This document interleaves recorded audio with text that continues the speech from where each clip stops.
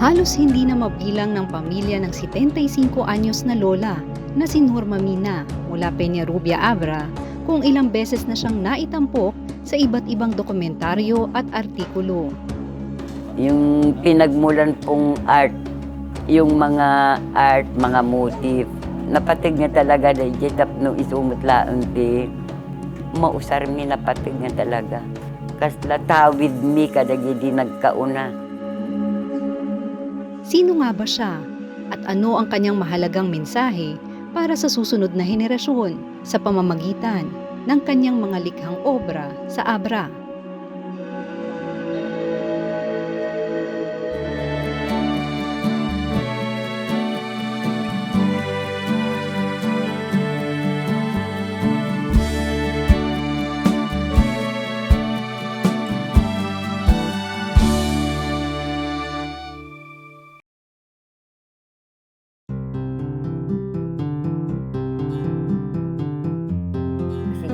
Masigan nyo si Tuwa. Si Tuwa kat kinamayan nga tapis. Si Tuwa. Sa mga musmos na isipan ng mga kabataang ito, nais umusbong ni Lola Norma ang katutubong pag-ibig para sa kanilang sarili bilang mga Pilipino. Very good. Mahal ko ang aking lahing Pilipino. Kaya nga ako kumuha ng pagkaguro para maturuan ko ang mga kabataan at maturuan din sila upang mahal din nila ang kanilang lahi na Pilipino. Si Lola Norma o Norma Agaid Mina ay isang 75 taong gulang na retiradong guro mula sa bayan ng Peñarubia sa lalawigan ng Abra.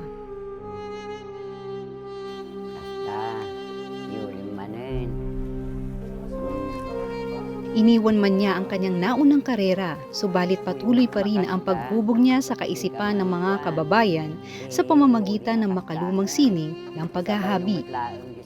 Ti pangalalaan mi ti pagbiag mi tata iso daytoy trabaho mi nga gabel, tiluplupot, agborda tiluplupot, aglako ken agkolor pay ti sinsinulid. Nabayagan nga obraan min. No inrugik pay laeng idi 1953 di grade 6 sak. Ingana ti nakiasawa ak ken nagan-anak kak. Ketatan na adag pay dagiti anak kon. Tapno adda pagsapulan da ken mailalaan pay ti kultura ta dagiti art mi tatang ikabkabil mi ket isuti naadaw mi kadagiti nagkauna nga art dagiti amama. Lahat po ng borda mayroon pong ibig sabihin kagaya po nito sa flower.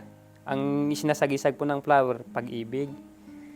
Ang design po naman ito ay pusod dito sa tiyan. Buhay, ang sinasagisag po naman po ito. Ito naman po, ang sinasagisag po naman po ito ay yung lusong, yung pagbaywan ng kape o pagkain. Ito naman po, sinasagisag naman po sa luma, kasi sa revival, kuko. Ito po yung kuko. Sinasagisag po naman po ayan kasipagan. Una po nakikita ko si Mami, ang ginagamit pa lang noon na panghabi, yung backscrap po. Dito po nilalagay yung yung tela at saka sinulid. Hindi po kagaya ngayon na yung paa mo ang gumagawa. Noon, isa lang ang maghahabi po noon. Pwede makagawa ng ganitong kumot. Pero ngayon, hindi na pwedeng mag-isa kang gumawa ng kumot kung wala kang kasama po. Hinango ang makukulay na borda ni Lola Norma sa kanyang mga habi sa mayamang kasaysayan ng pangkat etniko na kanyang kinabibilangan, ang Itneg o Tingyan tribe. Sa Idlaod tribe ako kabilang. Makungkunang Itneg tribes dagijay ng 19 municipalities laang out of 27 municipalities of Abra. Ito ang mga tribo noon. Ito naman ang papasok ng Abra, may kahoy, na meron agila. Ito raw ang nagbabantay sa village. Ito naman ang mga soldier, ang mga alsado. Alsado ito, alsado yan. Ito ang kuweba na binabantayan nila bago ka makapasok ng Abra. Ito naman ang komersyante na nagpupunta sa Ilocos region para i-barter yung mga product ng Abra. Ito naman ang kahoy na pinag-anuhan ni Gabriela Silang. Ito si Gabriela Silang na siya lang ang kauna-unahang heroes ng Abra. Gabriela Carino Silang. Ito ang mga unang-unang tao dito sa Abra noon. Sila ang mga ninuno ng mga tao dito sa Abra noon. Na pati dalikodan uno imun unaga puta adangar pagsasaunga yung hindi lumingon sa pinanggalingan, hindi makakarating sa paruroonan. Hindi lang sa pagbuburda na ipadama ni Lola Norma ang kanyang pag-ibig sa katutubong lahi, kundi maging sa pagtulong sa kanyang kapwa. Anya, nagawa niyang isang tabi ang kanyang propesyon bilang isang guro sa Maynila para simulan ang isang mahalagang proyekto para sa kanyang mga kababayan. Di 1969 to 70, nagisurusuro ak iti modern math, English, Filipino, Ijay, Quezon City, ken Tondo. Nagamit ak dito probinsya. Nagisuro ak mit 2 years. Ng madlawak, ti kasla kinakurapay ti tataod to'y.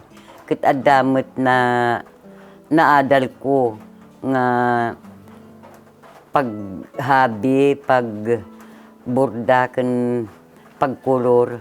Kasla na panunot ko, tapos makatulong ak ti kailyak, maiyadal ko uray no haan nga nagadal dagi jay tattao ito'y village. Mabalin dati ang trabaho ti kasjay. Marami sa mga miyembro ng Itneg Tribes ang nakinabang sa proyektong ito ni Lola Norma. Kaya naman, malaki ang naging ambag niya sa preserbasyon ng pagkakakilanlan at dangal ng isa sa mga katutubong lahi nating mga Pilipino sa lalawigan ng Abra, sa kabila ng lumalaganap na modernisasyon sa pag-usad ng panahon. Ito po yung antique na gawa po sa pure cotton. Ang antique po ay nasa 200 years na po. Katagal na ito. Para hindi po mawala kahit bilhin pa ng foreigners o ginaya po namin kaya mayroong revival po.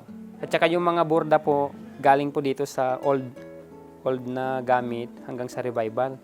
Para maging may value yung revival, ginaya po namin yung borda po dito sa antiques, sa lumang gamit po. Ngayon ang ginagawa namin, nagre-revive kami. Yung mga art na sinauna, ay inilalagay namin sa mga new attire, kagaya ng coat, hindi lang tapis, kundi coat na, dress, iba't iba pa na kailangan na ngayong modernize. Pero yung art, sinauna pa rin. Yung tela nito, combination of 3 threads, brown, white, at saka black. Ito naman po bundok, ito. Sa may gilid-gilid nito. Ito naman po binakol. Mas maano yung design niya, mas mahirap gawin. Kasi may round-round po ito. At saka ito po madre cacao, naturally dyed. Yung pinagmulan pong art, yung mga art, mga motif, napatig nga talaga dahil tapno isumutlaan ti mausar mi napatig nga talaga. Kasla tawid mi kadagi di nagkauna. Ngam datoy art mi wano motif mo, mihaan nga magatang no dikit di matawid. Dahil sa kanyang kontribusyon sa pag-unlad ng naturang sining sa kanilang bayan, siya ay binigyang pagkilala ng lalawigan ng Abra bilang isang outstanding abrenyo. Makailang ulit na rin siyang naging tampok sa mga programa sa telebisyon at mga artikulo. Zita's mother is Norma Agaid Mina. She has an old weave called Am-Ama. It is a tapestry telling the story of the Itneg weave. At makakasama natin si Lola Mina upang ituro at ipakita ang kanilang mga produkto dito sa Bawat burda ni Lola Norma ay may katumbas na kahulugan o kasaysayan. Subalit isang makulay na kwento ang hindi mababasa sa burda ni Lola Norma. Roman Catholic po kami. Noon, dahil ang father ko, coordinator ng pare, at saka kami pinabaptisan ng De Colores. Pagpagyanan ni DJ Poblasyon, di kunti munisipyo, tamayor nga ron isuna ni father ko. Tumultulong ang kinaganak kanya. Nga aghabhabi metlaeng. Kit idi may kanumak, naghabi aktibukod ko, nagborda aktibukod ko. Ngum kapunta, inka agbasa di Manila ko nada, napanak nagbasa kit nakaala akti Bachelor of Science in Elementary Education, sa University of Manila. Tuloy ko tinagisuro di tundukan kangkong elementary school ti Quezon City. Kit nagyanak ijay iso ti naka-awisak nga agdengeg ti pamati nga Iglesia ni Cristo. Sa tagpong ito, hindi naging madali para sa guro na tanggapin ang mga aral na sinasampalatayanan sa Iglesia ni Cristo.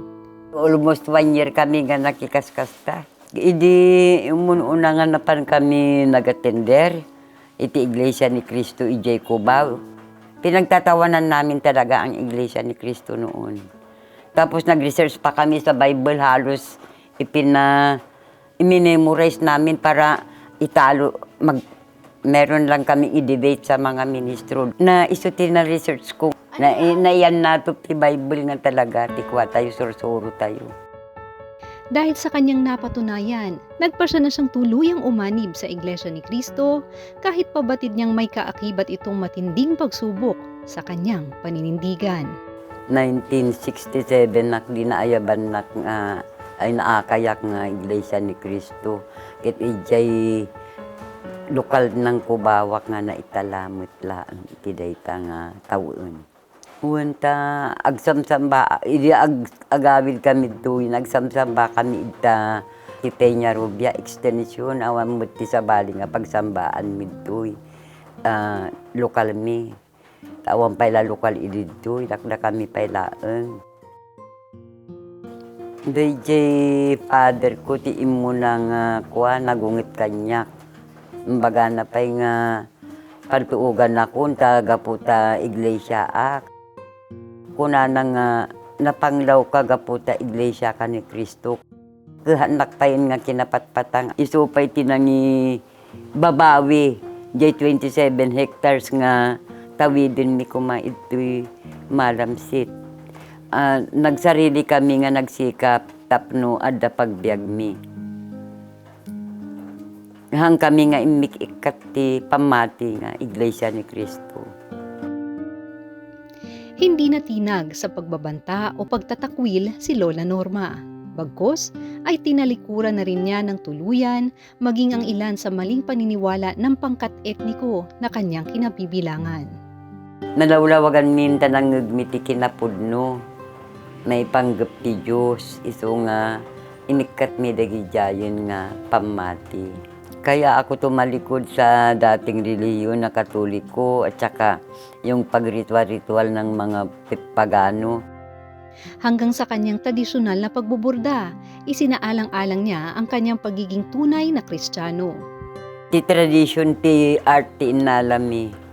Ngam dagijay daddo mga superstitious belief ti itnegon no tribon. Hami inalan dat importante nga mamana dati arte kwa tribu mi. Ngam mas importante mo't lang nga sumurot dati pamati ti Diyos. Sa kabila ng lumbay at pighating naranasan bilang isang anak na itinakwil at binawian ng mana ng sariling ama, lalong pinaigting ni Lola Norma ang tunay at tamang paraan ng paglilingkod sa Panginoon Diyos. At ito ang kanyang pinagpursigihang ibahagi sa marami niyang kababayan sa Namarabar. At matuusukan ng makan. Di tuktok na nito at talugot tayo nga kabayo. Tayo dumata ang luluganan tayo, no? Mapantay ta, banbantay. Si tuwa, si Gabriela silang, amamoy si Gabriela silang. Si Tamot di agtagtadeke. Si Tamot di agrit-rituale. Nam adi kay usalin itatanen tay. Pagsamba ta amaan tayo nuan. Idi adaak ditoy. Adamot day jay umay agmismission nga ministro nga agapo ti poblasyon ti Peñarubia. Inimbitarak dagiti kakabsat ko kanda do mga taod toy. Ket idi manggagda ti adal ti Iglesia ni Cristo. Nagpadoktrina dagiti kakabsat ko nga duwa kastamo ti pamilyada kastamo ti daddo mga taod toy. Idi 1986 kaawam mo ti katilyamid toy. Iso nga dayjay balay nga pagpagyanan mi idi indonate mi kiti mo na nga nagpatakderan ti kapilya nga lote. Iso nga namunganay kami dito'y lokal ti Namarabar. Mula sa isang ordinaryong mga habi na buong pusong lumingap sa kanyang kapwa, marami sa kanyang mga kababayan ang naibunga ng kanyang pagpapagal sa pamamahagi ng kanyang pananampalataya bilang Iglesia ni Cristo. Dahil sa pagdami ng mga umanib sa iglesia sa kanilang lugar noong panahong iyon, ay naitatag ang lokal ng Namarabar sa distrito eklesyastiko ng Abra. Pangunahing naging miyembro rito ang sambahayan ni kapatid na Norma. Lahat sila ay masisiglang may tungkulin sa loob ng Iglesia ni Cristo.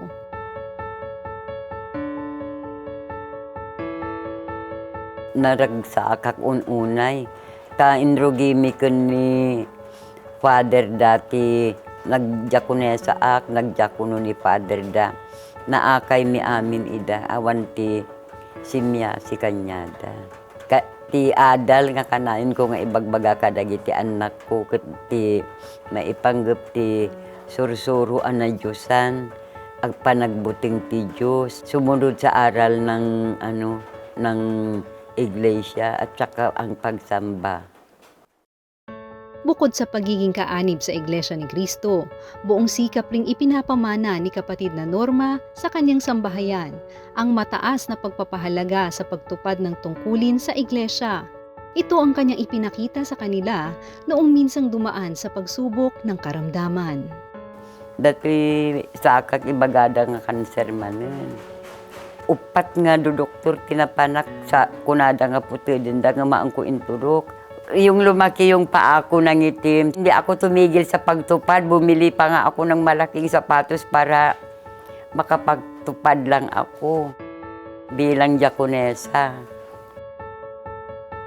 Ministro ti Peñarubia, isu ti inaramid mi ti panagkarkararag. Nagpapahidak ti langis nga adda kalakip na nga kararag. Ket nalaingan met. Malaki ang pagpapasalamat ng kanyang mga anak sa maraming mabubuting bagay na ipinamana sa kanila ng kanilang ina. Mula sa pag-ibig sa kanilang pagka-Pilipino hanggang sa pag-ibig nila sa kanilang pagka-Iglesia ni Cristo. Para hindi po mawala pong aming kultura, ang sinikap po ng aming ina na mula sa antique hanggang sa revival, ipinasa sa aming mga anak niya. Si Ka Norma po bilang nanay, isa po siyang huwaran sapagkat naturuan nila ang kanilang mga anak yung halaga ng pagkakilala sa pananampalataya, lalo na po ang kanilang pagka-Iglesia ni Cristo. Katunayan po, sila ang pangunahing kinakatuwang pagdating sa pagtupad, sa gawain. Halos lahat po ng kanilang mga anak, mga kaapu-apuhan, may tungkulin po sa iglesia. At ang mga taong nakakakita, natutuwa po sila na pinagmamasdan na masigla sa pagtupad ng tungkulin. Si kapatid na Norma Mina ay nagsisilbi ngayong isang buhay na obra sa Abra, kung saan ang makulay na karanasan sa kanyang buhay ay nakaburda na sa kanilang kasaysayan. Subalit, higit sa anumang disenyong nahabi ng kanyang mga kamay, ang kanyang buong pusong ipinagmamalaki. Pamati, tungpal ti bilin ti Diyos, kasama ti bilin ti pangaywanan, ti paninindigak bilang Iglesia ni Cristo.